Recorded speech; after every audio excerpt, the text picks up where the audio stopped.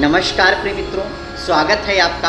मैं आचार्य अनूप त्रिपाठी और आप देख रहे हैं ज्योतिष एवं वैदिक ज्ञान। मित्रों, सबसे पहले आप सभी को गुरु पूर्णिमा की बहुत बहुत शुभकामनाएं। मित्रों, गुरु पूर्णिमा का पावन त्यौहार हर वर्ष आषाढ़ पूर्णिमा को बड़े ही उत्साहपूर्वक मनाया जाता है, जो कि इस वर्ष सन 2024 में 21 जुलाई दिन रविवार को पूरे भारत देश में एक साथ मनाया जाएगा। मित्रों, गुरु पूर्णिमा का जो त्यौहार है वो हमारे गुरु को समर्पित है, ज्ञान को समर्पित है, ज्ञान के अधिष्ठाता देव सद्गुरु को समर्पित है।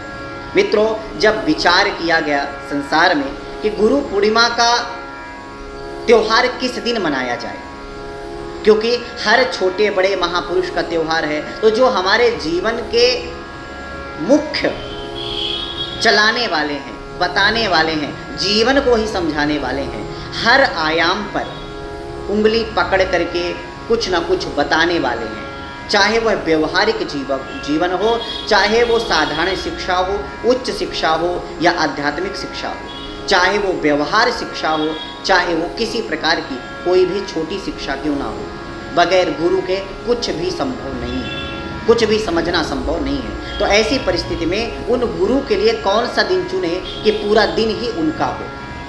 तो बहुत विचार किया तो एक बात समझ में आई कि इस संसार में छोटा सा छोटा ज्ञान और बड़ा सा बड़ा ज्ञान देने वाला मुख्य रूप से एक ही है, जिनका नाम है व्यास जी। ऐसा कहा जाता है, व्यासोच्छिष्टम जगत सर्वम।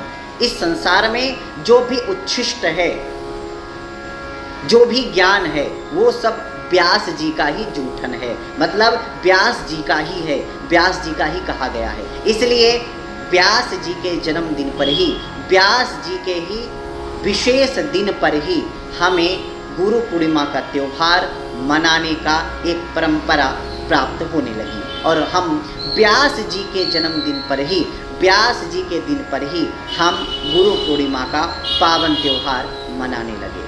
मित्रों, आज की चर्चा में मैं आपको एक छोटा सा उपाय भी बताऊंगा कि अगर आपकी शिक्षा कमज़ोर है, आपका पढ़ाई में मन नहीं लगता या आपको एक गुरु के ऊर्जा की ज़रूरत है, तो आप कौन सा उपाय करें। बहुत छोटा सरल उपाय बताने वाला हूँ, क्योंकि गुरु के बगैर जीवन, गुरु की शक्ति के बगैर, गुरु के ज्ञान के बगैर, गुरु भक्ति के बगैर जीवन की कल्पना मित्रों नहीं की जा सकती। शास्त्रों में ऐसा कहा गया है कि संसार जल रहा है, हर प्रकार आग के अंगारे लगे हैं, लेकिन इस अंगारों से बचाने वाला, शीतलता देने वाला सिर्फ एक ही है, उसका नाम है गुरु। आग लगी संसार में झरझर गिरत अंगार, जो गुरु न होते जगत में तो जल मरता संसार। गुरु की जो कल्पना की, गुरु के बारे में जब सोचा गया और जब कुछ बताने का प्रयास किया गया, तो किसी गुरु भक्त ने गुरु के बारे में कुछ बताना चाहा, तो उसने कहा मैं गुरु की तुलना किससे दूँ। तो उसने गुरु की तुलना ब्रह्मा जी से कर डाली। गुरुर ब्रह्मा, फिर गुरुर विष्णु, फिर गुरुर देवो महेश्वरा। इतने पर भी शांति नहीं मिली। उन्होंने कहा ब्रह्मा, विष्णु और शिव जी से भी बढ़कर कोई अगर है तो वो शायद परब्रह्म होगा। तो क्या कहा, गुरु साक्षात परब्रह्म तस्मै श्री गुरवे नमः। मेरे गुरु ब्रह्मा जैसे हैं, मेरे गुरु शिव जी जैसे हैं, मेरे गुरु विष्णु जैसे हैं, मेरे गुरु तो परब्रह्म जैसे हैं। ऐसी कल्पना करते करते उन्होंने यह बात भी कह डाली कि अरे मेरे गुरु में संसार ही नहीं, मैं ही नहीं, बल्कि ब्रह्मा विष्णु महेश भी बगैर गुरु के कुछ नहीं कर सकते। समर्था प्रभुवादौ च केवलम गुरु सेवया, बिनु गुरु भव निधि तरई न कोई, जो बिरंच शंकर सम होई। चाहे वो बिरंच विष्णु के जैसा है, ब्रह्मा के जैसा हो, और चाहे वो साक्षात महादेव के जैसा हो, लेकिन भवनिधि से कोई तरने वाला नहीं है जब तक गुरु की कृपा ना हो। गुरु ही एक ऐसा है जो अपने से बड़ा बनाता है। बाकी सारी सामग्रियां जो हैं वो अपने से छोटा बना सकती हैं या अपने से कम बना सकती हैं, या अपने बराबर बना सकती हैं, लेकिन अपने से बड़ा अगर कोई बना सकता है तो वो है सिर्फ और सिर्फ गुरु। मित्रों, गुकारस्त्वंधकारश्च रुकारः तन्निरोधकः। जो गुकार है वो अंधकार है, जो रुकार है वो अंधकार को खत्म करने वाला महान तेज है, वही तो गुरु है। गुरु का शाब्दिक अर्थ जो है वो गुरुता से है। गुरुता का अर्थ होता है वजन, भारीपना। तो जीवन में जब गुरु आ जाती है, गुरुता आ जाती है, भारीपना आ जाता है, तो जो तुच्छपना होता है, हल्कापना होता है, वो कहीं दूर चला जाता है। चाहे वो व्यवहार रूपी हल्कापना हो, चाहे वो ज्ञान रूपी हल्कापना हो, चाहे क्रिया रूपी हल्कापना हो, चाहे वाणी रूपी हल्कापना हो, चाहे वो जिस रूप में हम हल्के हों, कम हों, अगर गुरु की कृपा हो जाती है तो गुरुता आ ही जाती है। इसलिए गुरु जैसा इस संसार में कोई और नहीं है। मित्रों, गुरु की हर बात निराली है। ध्यान मूलम गुरुर्मूर्ति, पूजा मूलम गुरुर्पदम, मंत्र मूलम गुरुर्वाक्यम, मोक्ष मूलम गुरु कृपा। गुरु जी की मूर्ति, गुरु जी का चरण कमल, गुरु जी का स्मरण, गुरु जी का चिंतन, गुरु जी का कलेवर, उनका शरीर, सब कुछ मंगलमय है। और सबका अनुसरण करने से, वाणी का अनुसरण करने से, उनके व्यवहार का अनुसरण करने से चित्त निर्मल होता है।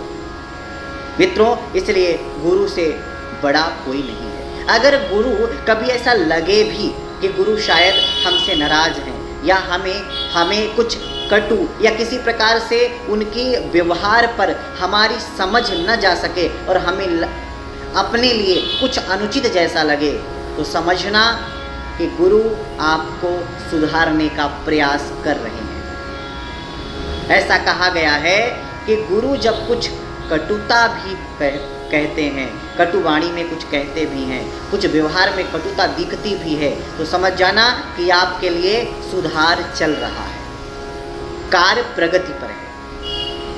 तभी तो शास्त्रों ने कहा है, गुरु कुम्हार शिष्य कुंभ है, गड़गड़ काटे खोट, अंतर हाथ सहार दे, बाहर मारे चोट। जैसे कुम्हार होता है ना, तो घड़े को बनाता है, और जब घड़े को बनाता है तो अंदर से तो हाथ लगा लेता है, लेकिन बाहर से उसको ठोकता पीटता रहता है, उसको बराबर करता है। भले ठोकना पीटना पड़े, लेकिन अंदर से प्यारा जो स्नेह है, जो अपनापन है, जो उसको बढ़ाने की एक ललक है, वो वरदहस्त अंदर लगाता है, और बाहर से ऐसा दीख पड़ता है कि उसको मार रहा है, जैसे कुम्हार ठठेरा, लेकिन ऐसा होता नहीं है। वैसे ही हमारे सद्गुरु हैं। तो मित्रों, इसलिए गुरु कुछ कह भी दें तो हमें उन पर विश्वास भरोसा करना चाहिए। आज्ञा गुरुणाम अविचारणीयम, गुरु कुछ भी कह दें, ये समझ लीजिए कि हमारे लिए ये पत्थर की लकीर है, उस पर विचार नहीं करना चाहिए। तुलसी बाबा तभी तो कहते हैं, मातु पिता गुरु प्रभु के वाणी, विनय विचार करी शुभ जानी। माता की, पिता की, गुरु की और प्रभु की वाणी कैसे भी हो, बिना विचार के ही करना चाहिए, तभी हमारा मंगल होता है, हमारा जीवन मंगलमय होता है।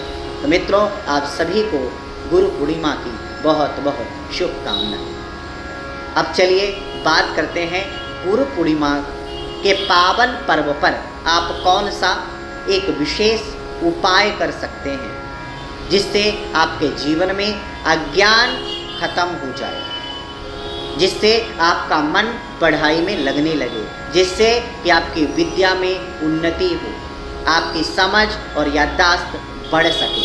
ये सारी जानकारी आपको उपाय के माध्यम से बता देते हैं। तो मित्रों, एक सबसे पहले गुरु यंत्र लेना है, और गुरु यंत्र को पीली हल्दी से उसमें स्वास्तिक बना देना है, और उसका पूरा पूजन करना है। पूजन करने के पश्चात उसको भोजपत्र में लपेट लेना है। लपेटने के बाद पीले कपड़े में रख कर उसको, जहाँ आप पुस्तक रखते हैं या पुस्तक रखने का सामान जहाँ पवित्र हो, या किसी पुस्तक के अंदर उस यंत्र को रख लेना है, और एक हल्दी की माला लेना है। हल्दी की माला से अपने गुरु मंत्र का जप करना है। अब गुरु मंत्र वो होता है जो आपको गुरुजी कान में देते हैं। मान लीजिए आपने गुरु मंत्र नहीं लिया है, तब आपको क्या करना है, तो आपको ग्राम ग्रीम ग्रौम सह गुरवे नमः इस मंत्र का प्रतिदिन 108 बार जप करना है और उसी हल्दी की माला को फिर आपको पहनना है। और ये जो क्रिया है ये 1.25 महीने तक होनी चाहिए। और इसके बाद फिर उस यंत्र को और उस भोजपत्र के सहित जो यंत्र है उसको अपने घर में रख करके पूजन करने लगना है, लेकिन 1.25 महीने तक उसको अपने पास में रखना है, उस यंत्र को, और उस माले को अपने गले में रखना है जिससे आप जाप करेंगे। तो मित्रों, अगर आप ये करते हैं तो अगर पढ़ाई में कमज़ोर हैं तो निश्चित रूप से आपको ये शास्त्रीय जो उपाय है वो करना चाहिए। तो आशा करते हैं आपको जानकारी अच्छी लगी होगी। तो चलिए अभी के लिए बस इतना ही, आगे फिर उपस्थित होते हैं आपके सामने एक नई जानकारी के साथ। तब तक के लिए नमस्कार।